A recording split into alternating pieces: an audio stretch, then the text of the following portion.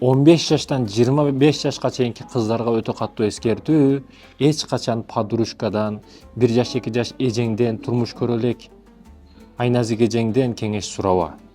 Алар турмуш көрө элек, турмушка чыга элек адамдан кантип турмуш тууралуу маселе сурайсың? Күйөөм мындай, жигитим мындай, андай деп.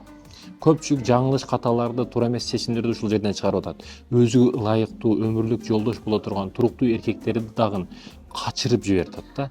Кимден кеңеш сурап? Подружкасынан, башкасынан. Кече бир рефератты жакшыраак жаза албаган бир бирөөдөн кеңеш сурап атат да. Багымдатта канча ракат ошону дагы билбеген бирөөдөн кеңеш сурап атат. Көпчүгүн тазараак жуба албаган бирөөдөн кеңеш сурап атат. Жок. Жашоо көргөн, жолугу жайында нур жүздүү, Куран окуганды билген, динден түшүнүктүү, неберелерин кучагына алып алган өтө бактылуу апалардан кеңеш сураңыз келсе. Бул андай да, мындай да, тапа деп башка бирөөлөрдөн кеңеш сурабаңыз. Подружкаңыз ал сиз курактуу, сиз сыяктуу жаш кыялкеч, ал сизге кеңеш бере албайт.